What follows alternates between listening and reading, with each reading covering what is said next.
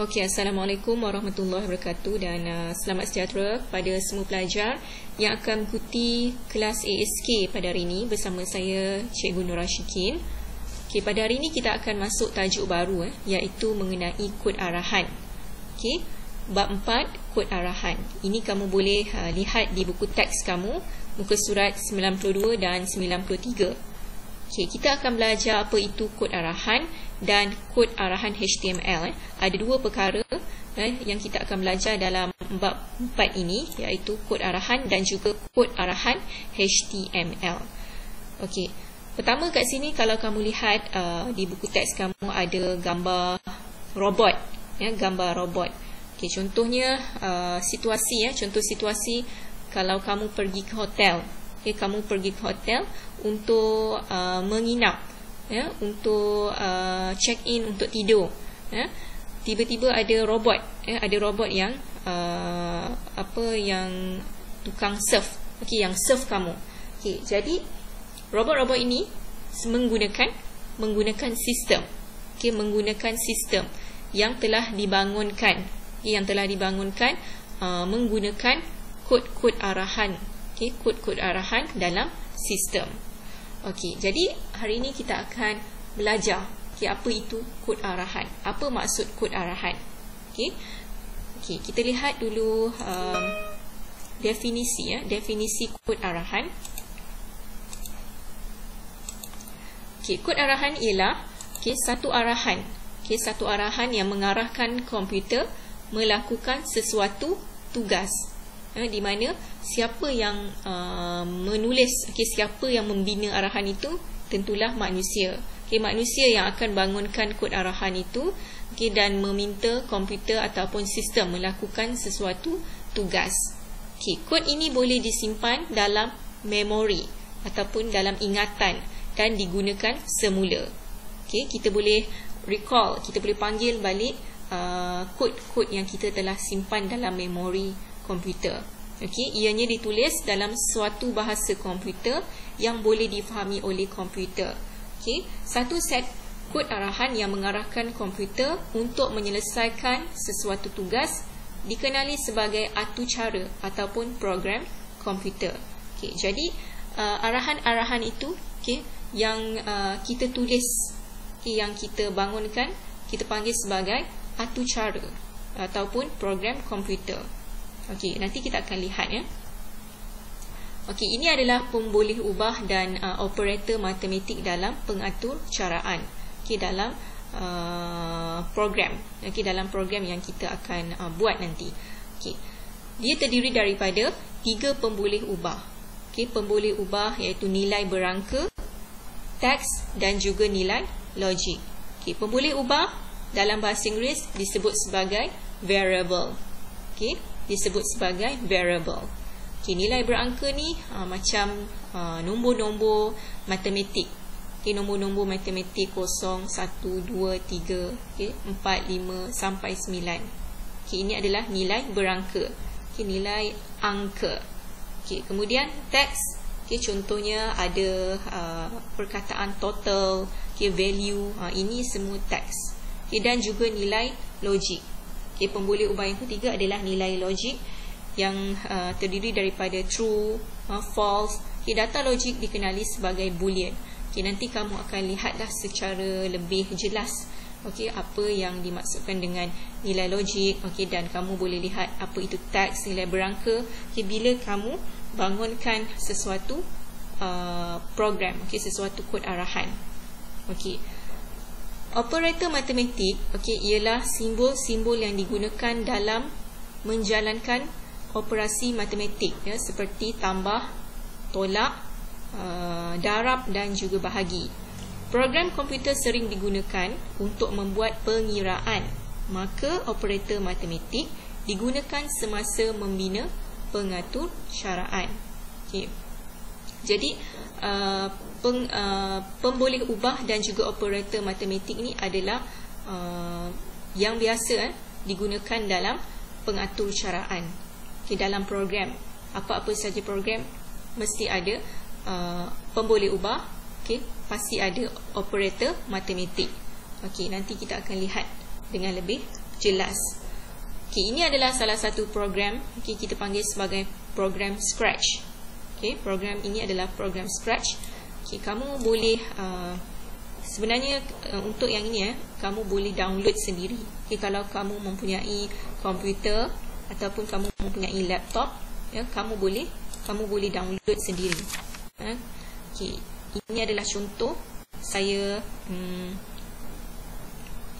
pergi kepada muka surat 95. Okey.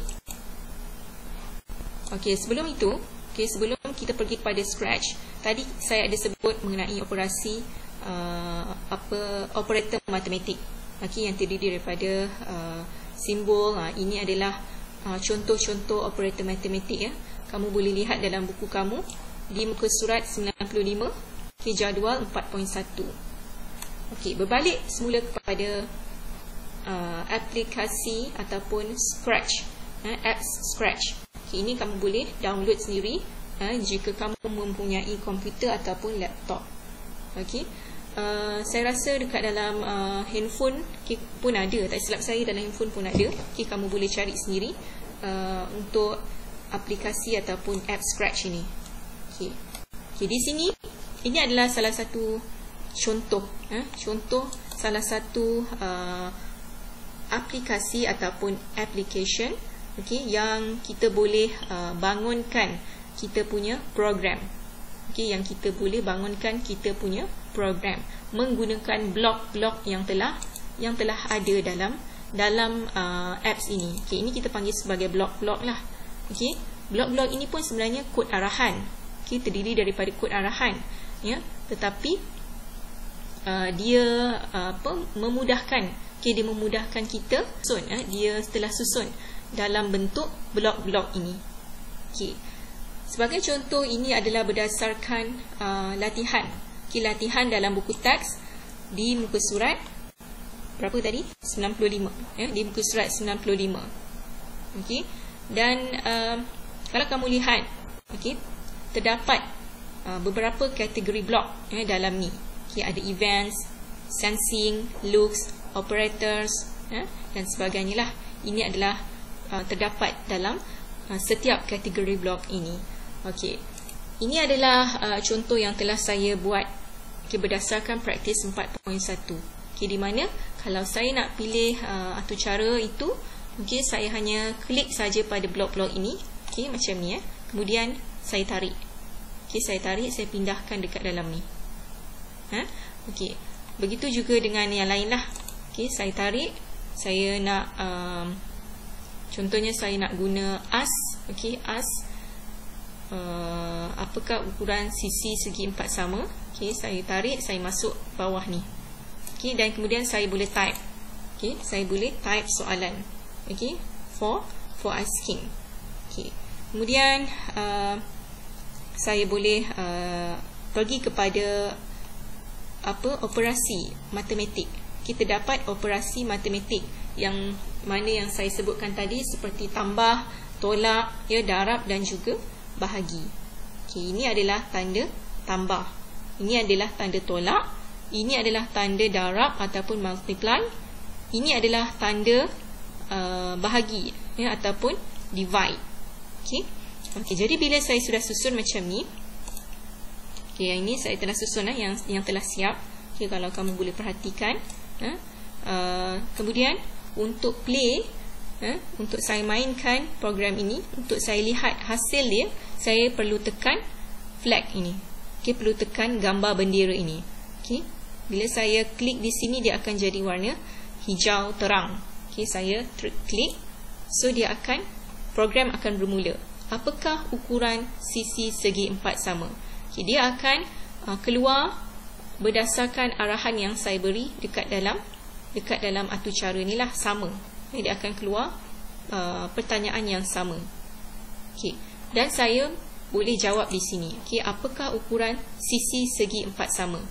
Okay, maksudnya program ini dia nak kita cari luas. Sebenarnya dia nak cari luas. Nampak, ya? Dia nak cari ukuran luas ataupun area for square. Okay, area for square. Okay, jadi kita nak cari luas segi 4 sama. Contohnya, kalau saya type di sini 4. Okay, saya type di sini 4, nampak ya? Di sini saya type 4, and then saya tekan enter. So, dia akan keluar jawapan di sini. Nampak tak tadi? Ukuran luas segi 4 sama ialah 16. Okay, mungkin saya boleh panjangkan. Okay. Kalau kamu lihat di sini, okay, dia ada tulis for 2 seconds. Okay, maksudnya untuk 2 saat dia akan paparkan jawapan. Okay, terlalu sekejap. Okay, terlalu sekejap. So, saya akan naikkan dia punya masa dia 10 saat. Okay, daripada 2 saat tadi, saya tukarkan kepada 10 saat. So, dia akan paparkan nanti, dia akan display selama 10 saat ataupun 10 second. Okay, saya try play semula. Okay, apakah ukuran sisi segi 4 sama? So, saya type 4. Okay, and then saya enter. Okay, jadi dia akan keluar ukuran luas segi 4 sama ialah 16. Okay, di mana 4 darab dengan 4 ataupun 4 multiply 4 equal to 16. Okay, ini adalah luas untuk segi 4 sama. Okay, segi 4 sama ataupun kita panggil sebagai square. Okay, square area. Okay, jadi ini adalah contoh mudah. Okay, contoh kod arahan ataupun program yang mudah, yang tidak terlalu susahlah untuk kita buat. Okay, apabila dia sudah berikan blok-blok di sini, kita hanya tinggal tarik saja masuk dalam stage ni. Okay, tidak susahlah. Okay, mudah. Okay, kemudian kita lihat lagi. Okay, kita lihat lagi untuk atur cara yang melibatkan struktur kawalan pelbagai pilihan. Okay, kita sudah belajar struktur kawalan pelbagai pilihan sebelum ini, iaitu struktur kawalan single selection, satu pilihan, kemudian dua pilihan, double selection, dan pelbagai pilihan. Okay, yang kita sudah belajar ataupun kita sebut sebagai multi selection. Okay, saya harap kamu semua ingat lagi ya. Okay, untuk atur cara yang melibatkan struktur kawalan pelbagai pilihan, dia mempunyai beberapa pilihan arahan bergantung kepada syarat-syarat tertentu. Sebagai contoh, aplikasi sistem navigasi, iaitu location map, untuk menuju ke sesuatu destinasi. Okay, selain itu, atur cara yang memaparkan peringkat umur pengguna. Okay, jadi ini adalah contoh aplikasi, contoh apps ataupun contoh atur cara yang melibatkan struktur kawalan pelbagai pilihan. Okay, ini adalah 3 jenis struktur kawalan pilihan yang kita telah belajar sebelum ini. Okay, bila kita tukarkan kepada kod arahan, pilihan tunggal dia akan jadi if. Okay, kalau dua pilihan dia ada if, else, dan pelbagai pilihan dia ada if, else, if dan juga else. Okay, nanti kamu akan lihat satu persatu. Okay, sekarang ini adalah contoh. Okay, contoh di dalam buku teks kamu. Okay, kamu boleh lihatlah perbezaan antara struktur kawalan pilihan tunggal, dui pilihan dan juga pelbagai pilihan. Ini adalah struktur yang kita telah belajar dalam bab sebelum ini, iaitu bab 3. Okey. Kita lihat rajah 4.4.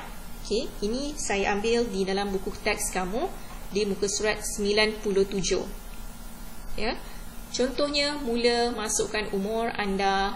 Okay, jika umur anda melebihi 59 tahun, okay, jadi paparkan anda ialah seorang warga emas. Jika umur anda lebih 30 tahun, anda ialah seorang dewasa. Jika melebihi 14 tahun, okay, anda ialah seorang belia. Jika umur anda melebihi 12 tahun, anda ialah seorang awal remaja. Okay, dan jika tidak, maksudnya jika umur anda bukan di atas ini, maksudnya anda masih kanak-kanak. Ini adalah struktur kawalan pelbagai pilihan ataupun kita sebut sebagai multi selection. Okey. Ini adalah contoh latihan scratch. Okey, contoh latihan scratch.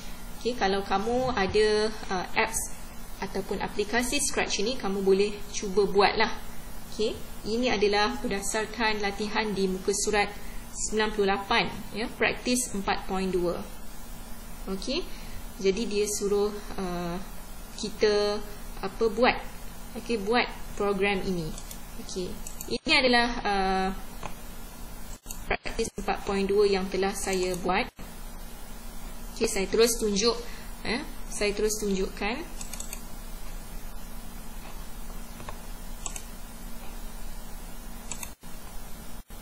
Okey, ini dia.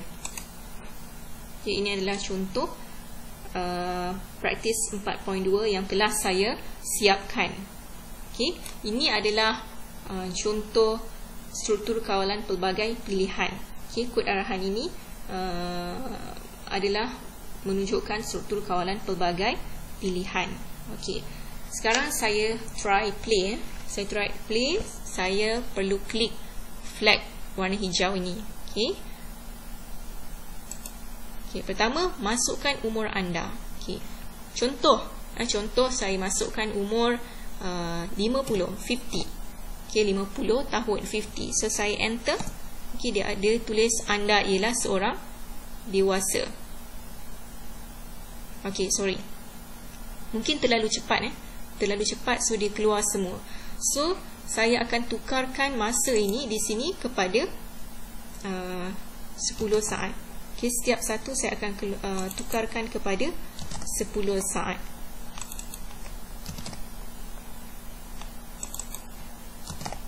Okay. Okay, jadi apabila saya tukarkan masa dia kepada 10 saat, okay, kita try play semula. Okay, saya klik semula flag ini. Okay, masukkan umur anda.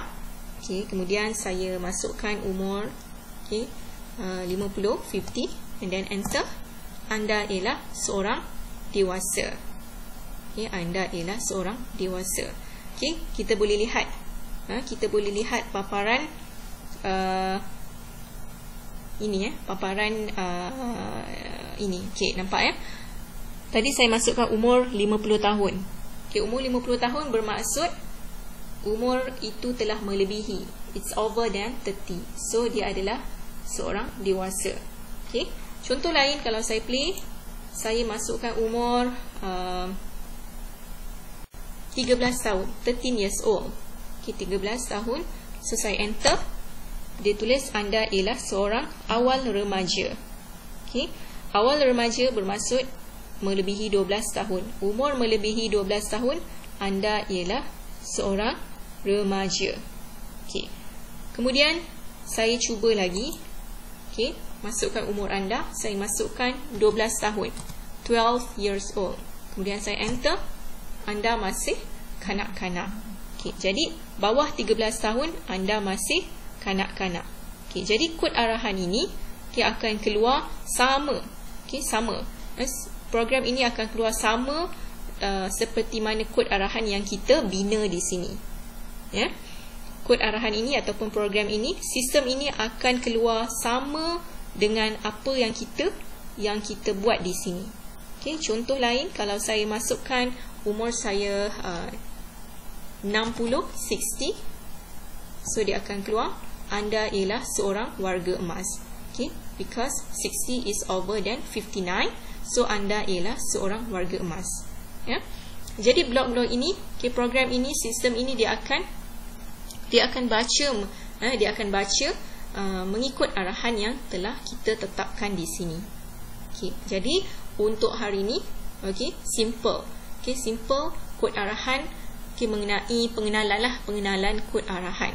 Okay, jadi nanti saya harap kalau kamu ada komputer ataupun laptop, kamu boleh cuba download Scratch. Okay, Scratch ini, Scratch 2. Okay, dan saya harap untuk pembelajaran hari ini kamu semua faham, okay, dan kamu dapat buat sedikit nota yang nanti saya akan sediakan dalam Google Form. Okay, sekian untuk itu saja. Assalamualaikum warahmatullahi wabarakatuh dan selamat sejahtera.